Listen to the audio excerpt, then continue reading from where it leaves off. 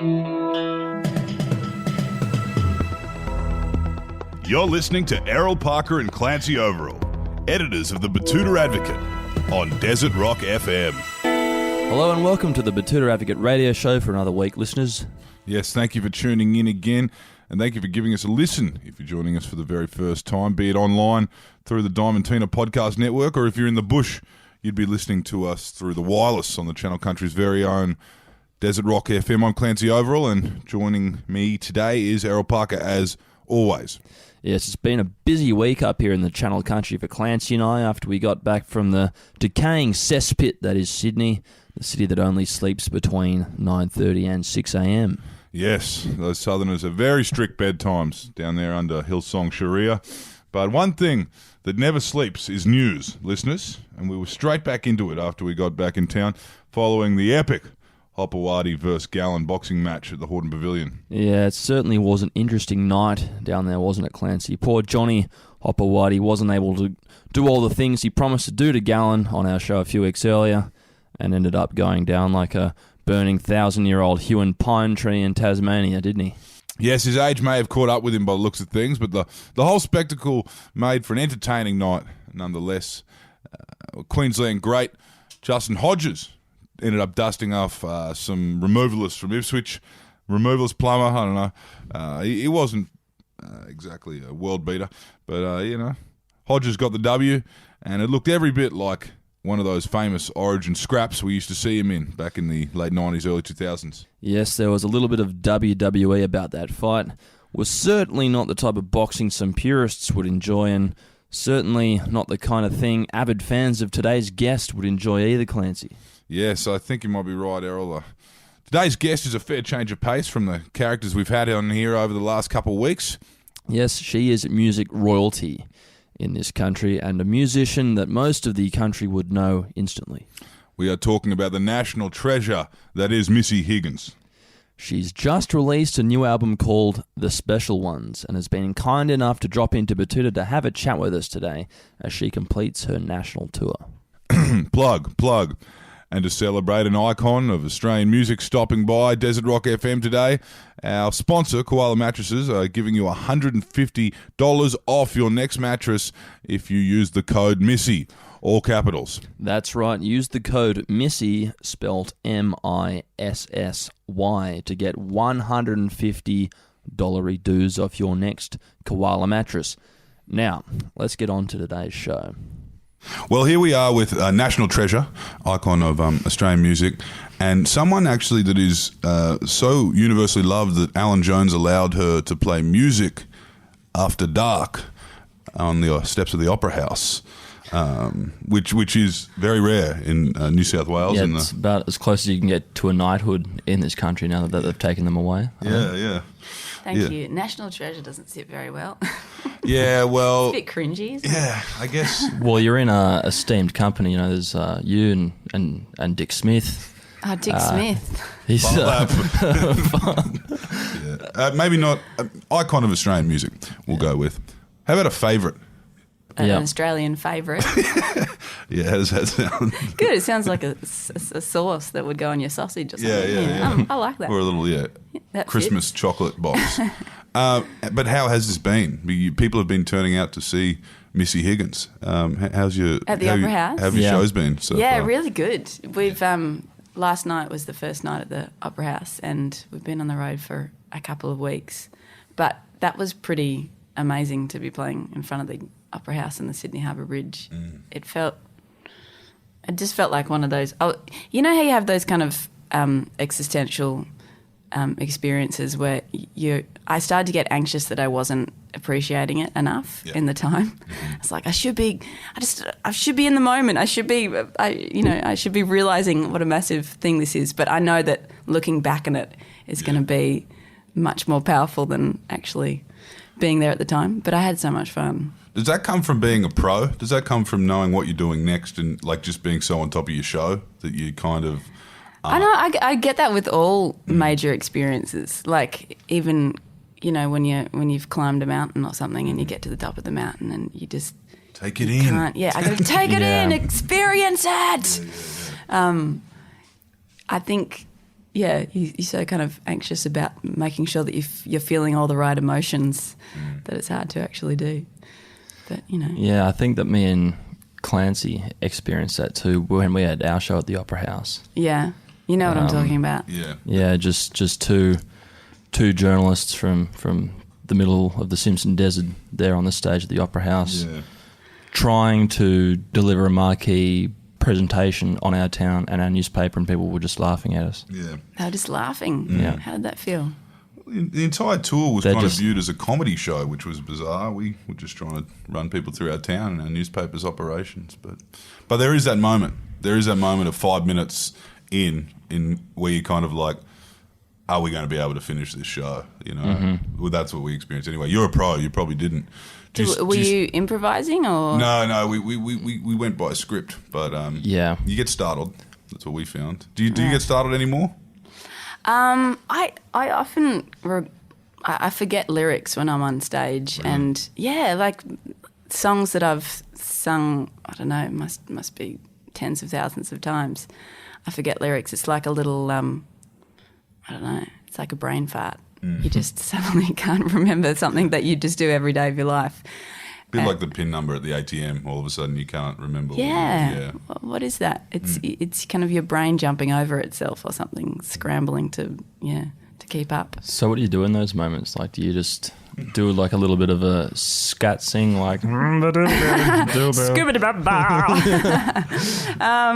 Usually I just go, shit, I forgot the lyrics, and then I stop the song and everybody finds it really funny, and I'm embarrassed, but I'm kind of glad that everyone's laughing and cheering, because people love it when you make mistakes. Yeah. I think because they know that they're experiencing a kind of an like, original kind of experience. At least they're not lip syncing, you know. Yeah, exactly.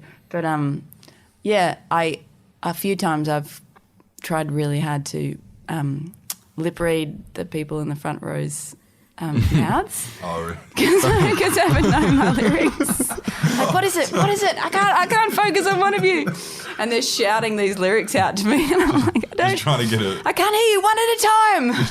You know what's coming next, so you tell me. Yeah. Right. Oh, that's great.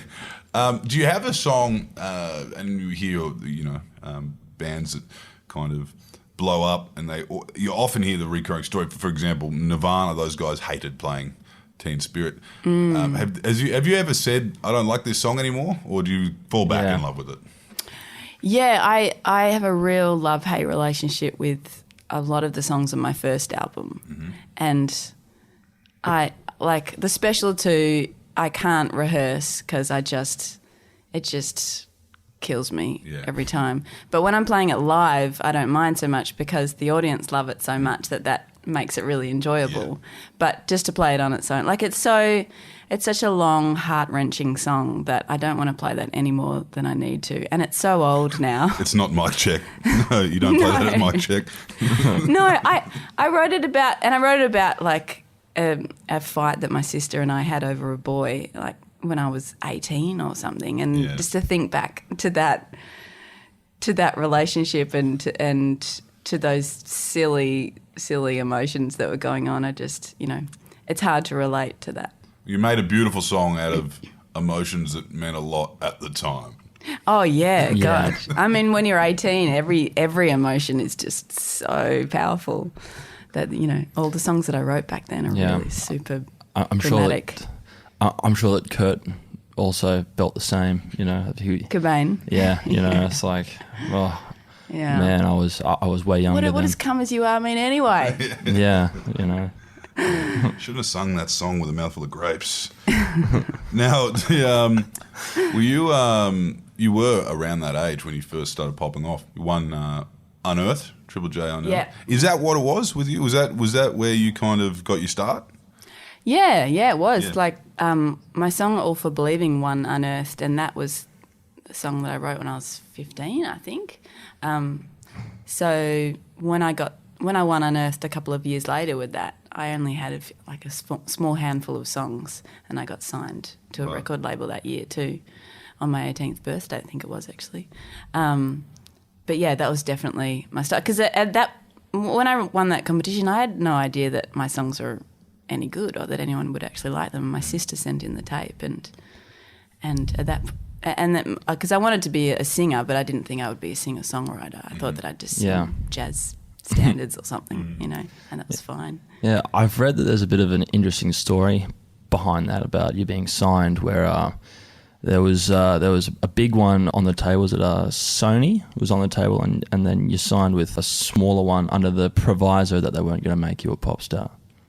Kind of. I don't think it was. Was it Sony? Oh, to be honest, I can't remember. It was more It was more looking for a manager actually than a record deal. Okay. And so I met with a few managers, and one guy that I met up with was like, you know, asking me if I could sing an octave higher and talking about like costumes that I might wear and all this stuff, and it just felt so awful. A Star Is Born. Yeah. Like it was really gross. Yeah. And he was just a bit, you know, slimy. Yeah. And then I met my manager, John, and he was like, because I wanted to just leave school and go backpacking. When I graduated school, I wanted to go backpacking and just take my time. And he was like, "Yeah, I think that's a great idea. You know, just you can only have one first album, so go get some life experience." And he really had I knew he was playing the long game. You know what I mean? He wanted me to have a long career and to take my time doing it. And so I dodged a bullet. Yeah. And then how did it feel then? Did you ever have that moment? I mean, just reference Star Is Born because that's pretty much how the rest of the world envisions getting into the music industry looks like. Did you ever have that moment where someone said, "Oh, that song right there," or one of those kind of moments where they're like, "This is what we're going to put up front. You're going to be." Was it predicted? Was it written? Did anyone feel like that you'd ran across? I mean, other than the Triple J listeners on Unearthed? Well, John, my manager, he was always really excited about my songs. Yeah. I don't think he ever said, "Well, that's going to be a hit." But I think even he was surprised when I wrote and recorded Scar, my first single. He was I don't think anyone could have predicted that it would do as well as it did. But I did have Paul Mac. Mm-hmm. He was signed to. He still is signed to my label as well. Right. And he kind of took me aside and he's like, "Just so you know, John is going to make you a star." This guy, like everything he touches turns to gold. Yeah. Like you just watch. And I was like, "Really? Oh, I hope so." He's pretty amazing. So there was a stage that you've spoken about before where you had writer's block in your career. Was that even more troubling considering you'd made this breakout album, you'd written this breakout album off the back of pretty much just being a high schooler and going backpacking, and that was your life's experience, and then you'd actually lived a little bit and you didn't have any... Where did you find your way out of that? Is it hard to find things to draw inspiration from when you're on the road singing songs you've written that many years earlier? Yeah, I think that was the problem actually, because for my second album I wrote that really quickly, you know, when I had in the wake of my first album, and then I toured that album for so long because I moved to America for that album. I lived in LA because I was like, I'm going to give this album the best shot that it possibly has. And I was signed to Warner Brothers over there, and they wanted me to be there all the time and to tour all the time and do, you know, relentless promo and stuff. And I just thought, you know, I'm just going to commit to America until I break it over here. And so I toured that album for about 2.5 years. It all dried up after, you know, I got to quite a good point in America where I was playing to a couple of thousand people a night, but I had nothing left. I hadn't written songs for years, and I had no love for music left, and I had no life experience apart from being on a tour bus. And I was just really depressed, I think, because you didn't have a base either? You didn't have a home, really? Well, I rented an apartment in LA, but I was never there. Yeah. Because I think music had just become, like, I'd become a cog, you know, in the machine of Warner Brothers, and they were just all about, you know, the money and the chart number, and it wasn't what music used to be for me. The love had gone out of it because it had been taken out of my hands. It was now I was now a kind of commodity. Yeah, so I had to quit music because I didn't have anything left. I would have loved to have still been inspired. I didn't want to quit music, but I literally thought I wasn't ever going to be able to write songs again. So eventually it came back, but only after like 3 or 4 years of just chilling out and going on lots of, find me adventures across the world. Get a job at a news agency? No, I went to uni. Yeah. I went to uni and I went travelling through India and went down the Amazon and All right. yeah, like amazing stuff. But I was pretty miserable the whole time. Yeah. Now, when you I guys can imagine. yeah, I mean, it would have been tough. I mean, there's also there's the come down of any kind of great kind of moment, but you also kind of appealed to a lot of people around the world, a lot of indoor cats, particularly when you were featured in Sony SingStar. Did that? Is that the karaoke thing? Yeah. Yeah, that's right. I mean, that's casting a pretty wide net too. Yeah, that was the worldwide release for that. It was? Yeah, there's probably some kids, from Oh, that's in the international SingStar. Baghdad to Bondi, I didn't realise that. I don't think many people outside of Australia know. It was Scar, wasn't it? Yeah. It was the ad too. Was it? Yeah. Oh, God. I'm glad you guys remember. Yeah, well, I was out on my wiki page. No.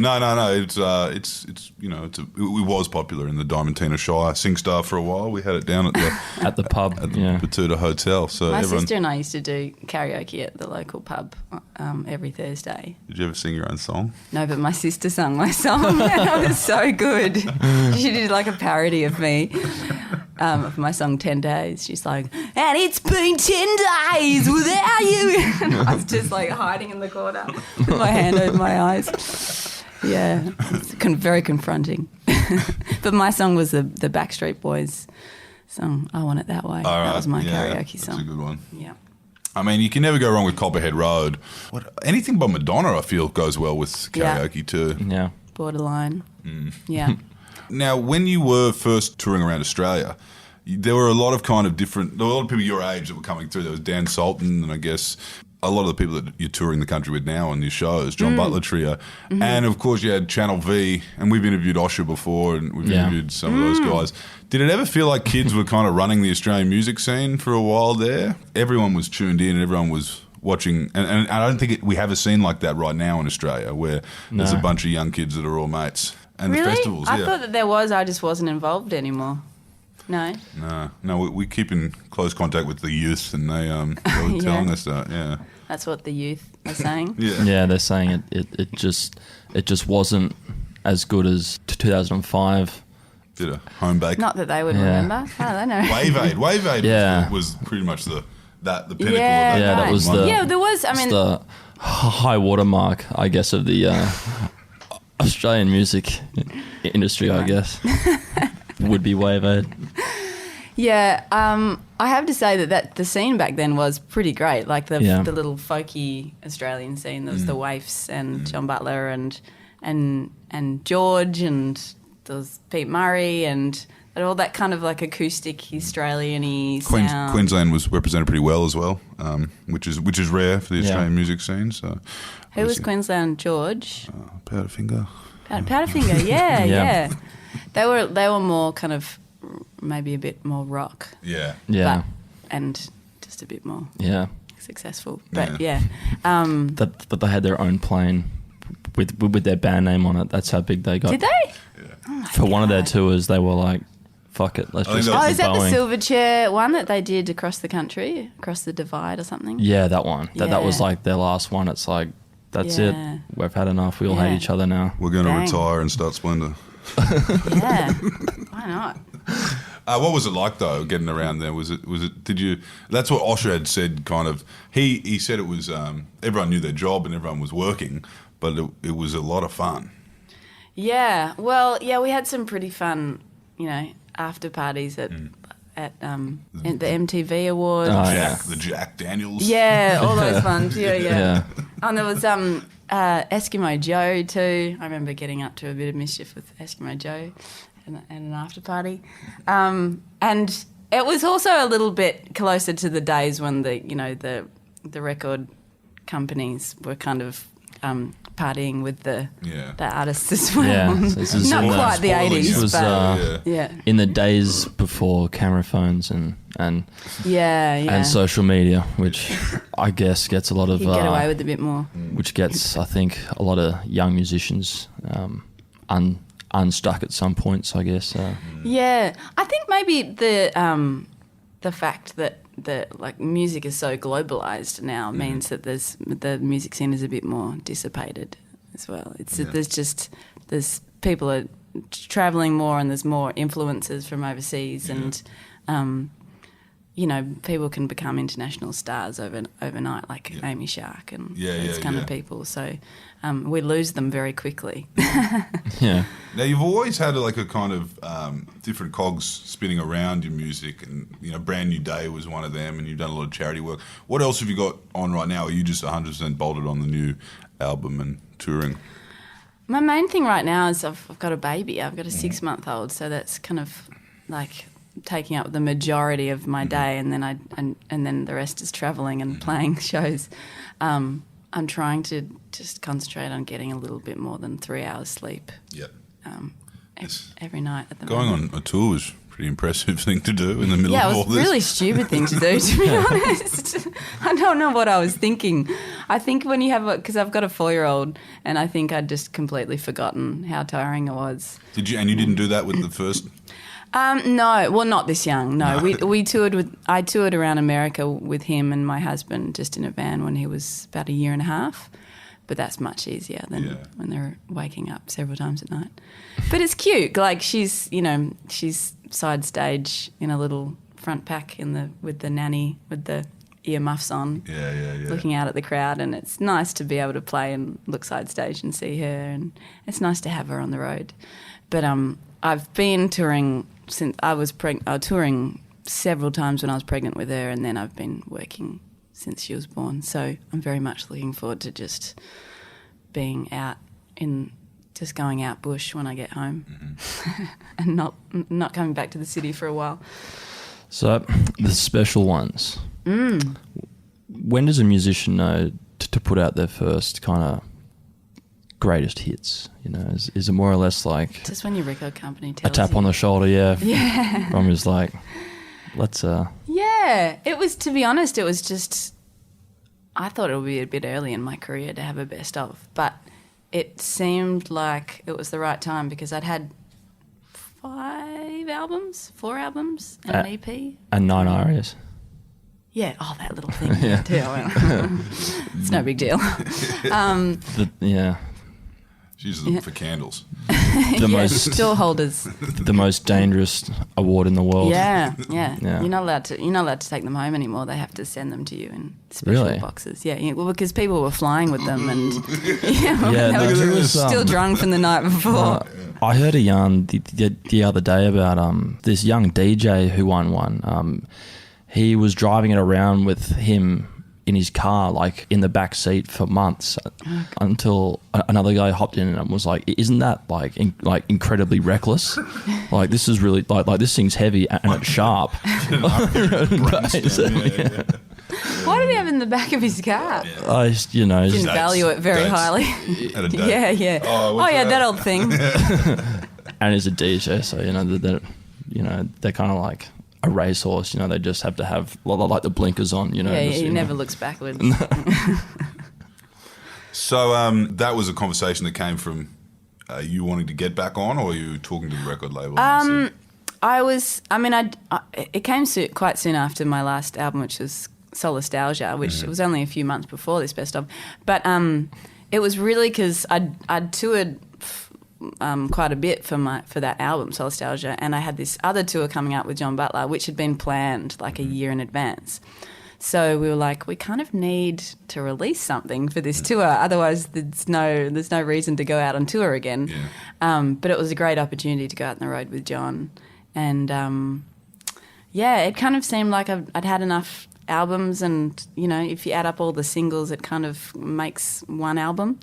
And I had a new song that I wanted to put on there too, called Arrows, So yeah, just kind of thought, why not? Hopefully, I'll have another few albums, and maybe I can have, the special ones. Do like a part big one at two. Uluru or something. One of those kind of do a big What, like a live one show concert? only live concert at Yeah. Uluru. God, there's a lot of pressure on that, though, isn't there? I think Goanna did it, but obviously they've got the song that really. Yeah. Solid rock. Yeah. Yeah. And where are you living at the moment? Are you near the water? Where are you kind of recording and stuff? Is it Victoria, Melbourne? Yeah, I'm Yeah. Bayside in Melbourne. Yeah. But we go to Broome quite a bit. Yeah. That's our kind of... Kind of like almost away from exactly on the opposite side of the country. Yeah, it really is. Yeah. So we don't go there that often, but we go for big chunks of time because my husband used to live there and I used to live there, and we met there. So we've got a lot of friends there, and it's just so different from Melbourne. You couldn't get too more different. Yeah, how's he coping with life down in the How's cold country? Dan coping? He's from Melbourne, Oh, so right. he's fine. Yeah, he didn't grow up in a small town. He grew up there. He moved to Broome to get sober and get his life together and leave all his demons behind. And then I dragged him back. And for anyone who, the listeners actually can't see us in the room, Missy Higgins is wearing a lot of Paspaley pearls at the moment. So that's another perk of time in Broome. Any plans after this tour? You're just going to kind of continue where you were with that 3 hours sleep a night and try and continue with the 3 hours sleep. Why not? It's working. Yeah. No, I'm going to try and concentrate on getting more sleep. That's my main project for the next 6 months. I can't really think of much else other than... I think I might... Actually, I've got a couple of little ukulele songs that I'd quite like to release on an EP, but I don't think I'm going to tour that or anything. And hopefully I'll just be able to chill out and be a mum for a bit. I think Eddie Vedder did that, didn't he? He had a whole uke album, yeah. Yeah, I've only got 2 songs, so... And I can't imagine being able to write any more at the moment. So well, EP it is. At least you got a project. Yeah, exactly. Yeah. And that's Missy Higgins, listeners. So providing New South Wales government change their tunes, you might see her at a music festival near you before they are all banned forever. But other than that, you might catch her at an RSL. Enter through the pokey room. Have to give your donation to the New South Wales government, and then you can see some live music. God, this sounds dire. Is this yeah, really yeah, what's that's what's happening down south. Yeah. God. But other than that, Hobart and the Gold Coast this week. So look up Missy Higgins with the special ones. Dan Sultan in the Gold Coast, right? Correct. Yes. Hell yeah. Yeah, that'll be fun. He is Friend of the show. amazing. Friend of the live. show. Really? Yeah. Have you guys interviewed Yeah. him? Yeah. Yeah, he's awesome. Him and I are going to do a little duet on stage, actually. Oh, So there you go. thanks for joining us. No worries. Thanks for having worries. me. And that was the great Missy Higgins, as we said earlier, national treasure, icon of Australian music. And she's currently completing a tour. She's got a couple more on the run. They're probably all sold out. But if you are in Hobart or the Gold Coast, it would be worth getting down to see Missy do her thing. Thank you for listening today. Readers, listeners, wherever you are in the world, my name's Clancy Overall. You be kind to each other. And my name, as always, is Errol Parker. Stay out of the pokies. Never talk to the cops. They're out to ruin your life. Until next week, goodbye.